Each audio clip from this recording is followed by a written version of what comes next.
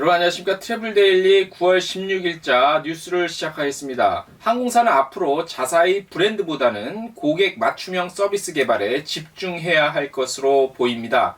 아마데우스는 최근 항공사들의 로열티 프로그램 변화 움직임에 대해서 분석을 했는데요.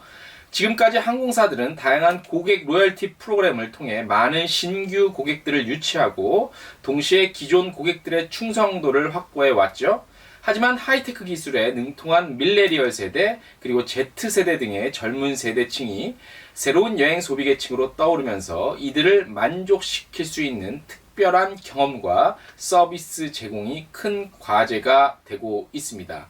항공사들의 경쟁 심화에 따라 가격과 서비스가 전반적으로 상향 평준화되면서 소비자들은 이제 특정 브랜드에 대한 로열티에 상관없이 개인의 특성에 맞춰진 최상의 서비스를 제공해 줄 수 있는 브랜드를 선택하고 있는 것으로 나타났습니다.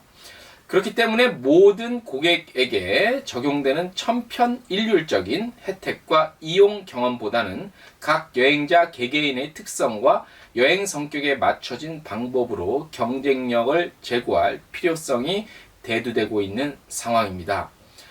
실제로 세일즈포스라는 곳이 있는데요. 여기서 발표한 소비자 트러스트 트렌드 조사 결과에 따르면 약 78%의 소비자들이 개인의 특성에 맞추어진 경험을 제공받을 수 있다면 자신의 개인정보를 공유할 의향이 있다고 밝힌 것으로 나타났습니다. 예를 들어서요, 새 자녀들과 여행을 하는 부모의 경우 라운지 이용 여부나 좌석 업그레이드보다는 기내에 가지고 탈 수 있는 가방의 개수와 좌석 배치가 더 중요한 요소가 된 것이죠. 또한 개인의 취향을 고려한 생일 선물, 재이용 고객을 위한 업그레이드 서비스, 그리고 지난 여행을 추억하며 새로운 여행지를 추천해주는 서비스 등 다양한 맞춤형 서비스는 고객들에게 새로운 여행 경험을 선사할 것으로 예상됩니다. 특히 아태 지역에서는 비행기를 자주 타는 고객이 적고 Z세대가 여행시장을 주도할 차세대 주자로 떠오르는 가운데 각자의 성향에 맞춘 리워드를 지급하고 마일리지를 여행 외의 분야에도 적용할 수 있도록 혜택 범위를 확대하고 있는 것으로 조사가 됐습니다. 다음 소식입니다. 전 세계 33개국에서 모두 사용할 수 있는 영문 운전면허증 발급이 16일부터 시작이 됩니다.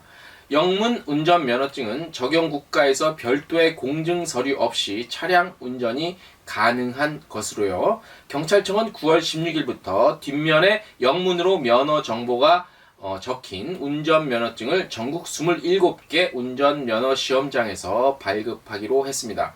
영문 운전면허증을 사용할 수 있는 국가는 모두 33개국인데요. 아시아 9개국, 뉴질랜드, 싱가포르, 파푸아뉴기니, 호주도 포함되고요. 아메리카는 10개국, 괌, 도미니카 공화국, 북마리아나 연합, 그다음에 캐나다도 있고요. 캐나다는 온타리오 등 12개 주에 적용이 되고요. 그다음에 페루 적용이 되고요. 유럽은 8개국입니다. 덴마크, 스위스, 아일랜드, 영국, 터키, 핀란드. 그다음에 중동은 오만, 아프리카는 5개국입니다. 르완다도 포함이 됐고요. 카메룬도 포함이 됐네요. 영문 운전 면허증은 신규 취득, 재발급, 적성 검사, 갱신 때 전국 운전면허 시험장에서 발급받을 수 있고요. 면허를 재발급하거나 갱신하는 경우에는 전국 경찰서 민원실에서도 신청을 하실 수 있습니다. 영문 면허증을 신청할 때는 신분증명서와 사진을 지참하셔야 되고요. 수수료를 내야 합니다. 발급 수수료는 약 1만 원가량이 되겠습니다. 다음 소식입니다. 베스올라인이죠. 여행사 로열티 프로그램을 론칭을 했습니다. 스타 리워드 사용자 친화적인 인터페이스라고 하네요. 호텔 베즈가 완전히 자동화된 로열티 프로그램인 스타 리워드 프로그램을 한국 시장에 출시한 것이죠.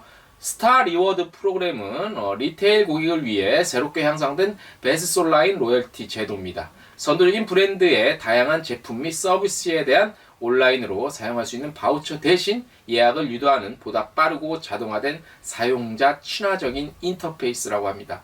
GTA죠. GTA 레거시 고객의 경우 이전 버전인 G샵을 대신하며 새로운 플랫폼은 베즈솔라인 예약 플랫폼을 통해 이루어지는 모든 예약에 대해서 리테일 고객에게 포인트를 제공합니다. 고객은 사용자 친화적인 온라인 인터페이스를 통해 다양한 상품 및 서비스에 사용할 수 있는 바우처에 대한 대가로 포인트를 축적할 수 있습니다. 해당 변경 일환으로 GTA 리테일 브랜드의 콘텐츠와 기존 베드솔라인 호텔 제공의 결합을 통해 여행사 고객이 세계적으로 이용할 수 있는 호텔이 현재 5만 5천여 개에서 약 18만여 개로 증가를 하게 됩니다. 베즈솔라인은 전 세계 185개 국가에서 18만 개가 넘는 호텔, 그동안 2만 4천여 개의 트랜스퍼, 1만 8천 개의 액티비티 상품으로 구성된 광범위한 포트폴리오를 제공하며 높은 가용성, 경쟁력 있는 가격 및 유니크한 상품과 서비스를 제공하고 있죠.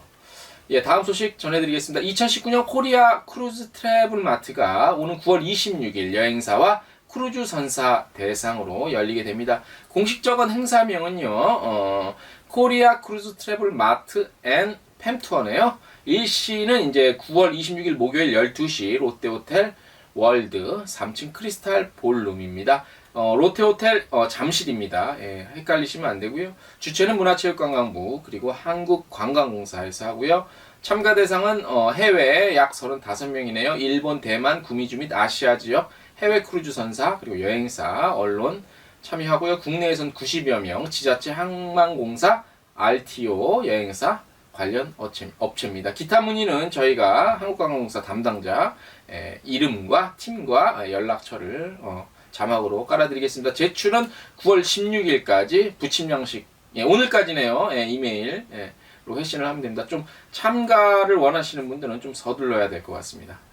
다음 소식입니다. 태국관광청 플라쭈얼 키리칸 지역사무소와 후이안의 33개 호텔이 함께 어메이징 후아인 2019년 프로모션을 런칭을 했습니다. 후아인에 있는 호텔 33개 이제 가격이 할인되는 프로모션인데요. 9월 한 달 동안 최고 50%까지 객실 할인을 제공하는 이 프로모션은 해당 호텔로 전화나 이메일을 통해 직접 예약을 하면 되고요. 예약 시 프로모션 코드를 제시하면 되겠습니다.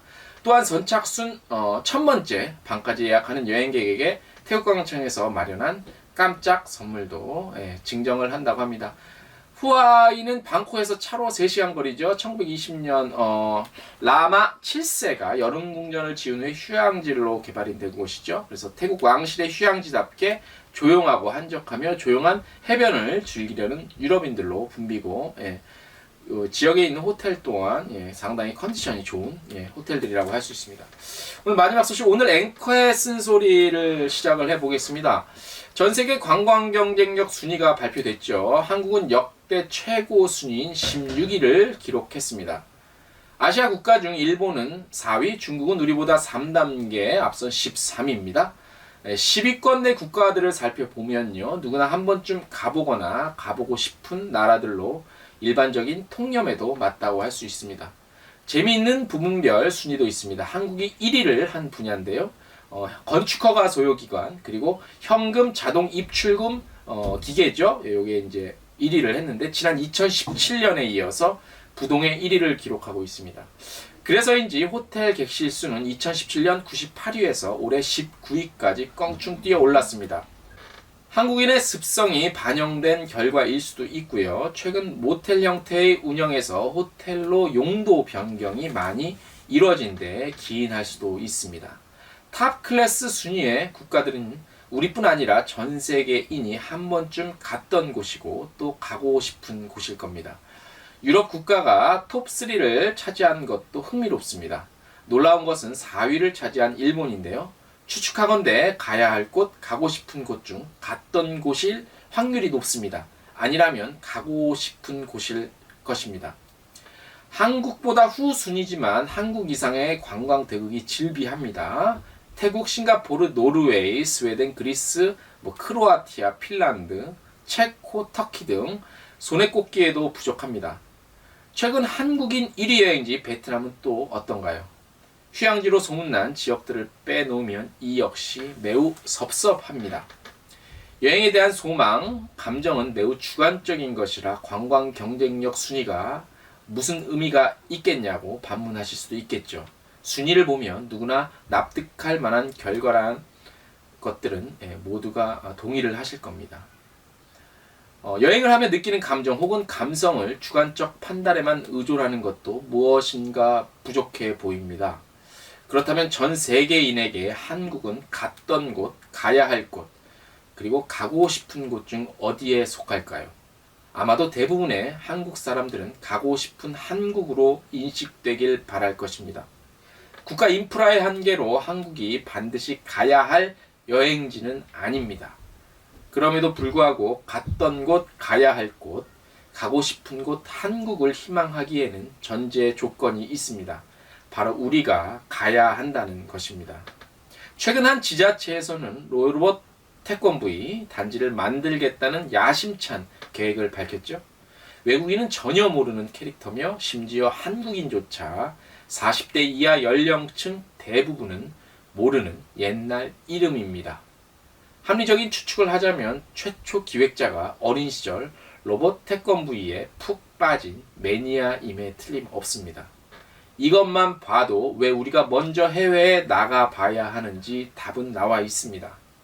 갔던 곳이 가고 싶은 곳, 가야 할 곳으로 연결되지 않으면 우리나라는 여행에 있어서 사기 국가가 될 수도 있습니다.